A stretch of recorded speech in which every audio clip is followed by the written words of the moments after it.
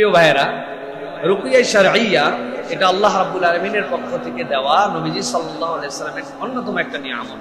আমরা যত ধরনের ট্রিটমেন্ট করি সাথে রুকিয়া শারঈয়া আমাদের খুব গুরুত্বপূর্ণ।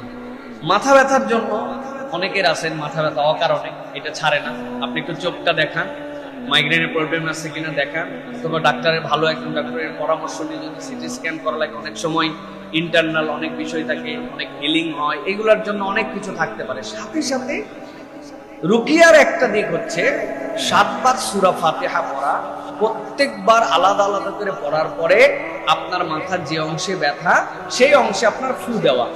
মাথায় ফু দেওয়ার ক্ষেত্রে হাতের মধ্যে ফু দিয়ে এরপরে কপালে নেওয়া, এবং এইভাবে আপনার জন্য 7 বার করে সূরা ফাতিহা পড়া। এইটা হচ্ছে 1 নম্বর রুকিয়া। সূরা ফাতিহা হচ্ছে শিফা।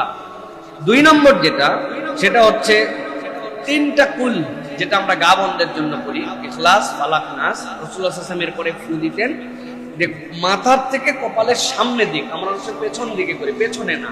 এটার যে ময়েশ্চারটা ফু দিলেন ওইটা কপাল সহ ধরে আপনার পুরা গা, ইখলাস, ফালাক, নাস 3টা পরে ফু দিয়ে একবার, আবার একবার, আবার একবার, 3বার। এটা 2 নম্বর আমল। এই দুটো আমল যদি আপনি করেন ইনশাআল্লাহ, সাথে যদি ট্রিটমেন্ট যেগুলি আছে সেগুলো যদি গ্রহণ করেন, আল্লাহ চাইতো ইনশাআল্লাহ আপনার মাথা ব্যথা চলে যেতে পারে ইনশাআল্লাহ। আরেকটা বিষয় হচ্ছে যে আমাদের অনেক সময় আমরা আমাদের শারীরিক শক্তি পাই না, এটার সাথে কিন্তু একটা জড়িত আছে। শারীরিক দুর্বলতার কারণেও মানুষের মাথা ব্যথা হতে পারে। সেই ক্ষেত্রে সূরা মুলকের 4 নম্বর আয়াত অনেক সালাফরা পড়তে বলেন, ফারজি'আল বাসারা কাররাতাইন ইয়ানকালিব ইলাইকাল বাসারু খাসিআন ওয়া হুয়া হাসীর।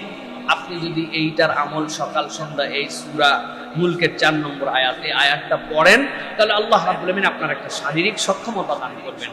আর একটা দোয়ার কথা বলা হয় নিজের উদ্যম বৃদ্ধির জন্য, এই দোয়াটি অনেক কার্যকর। আল্লাহুম্মা ইন্নী আসআলুকা কুওয়াতা ফি তাআতিক ওয়া নাশাতান ফি ইবাদাতিক। আল্লাহ, আপনি আমার শারীরিক সক্ষমতা বৃদ্ধি করেন, ওয়া নাশাতান ফি ইবাদাতিক, আর আপনার ইবাদতে আমার উদ্যম বাড়ায় দেন। সাথে প্রত্যেক রোগের সাথেই কোরআনের 2টা মেডিসিন ডাইরেক্ট, এই 2টা গ্রহণ করার জন্য চেষ্টা করবেন। একটা হচ্ছে বেশি বেশি করে মধু খাওয়া, আর 2 নম্বর হচ্ছে বেশি বেশি করে আল্লাহ রাব্বুল আলামিনের জিকিরের মধ্যে নিজের নফসকে জড়িত রাখা। এই 2টা ডাইরেক্ট মেডিসিন। এটা যদি করেন ইনশাআল্লাহ আপনার মাথা ব্যথা চলে যেতে পারে, এবং ইনশাআল্লাহ আল্লাহ চাইলে আপনি আপনার শরীরের সক্ষমতা আবার ফেরত পাবেন ইনশাআল্লাহ।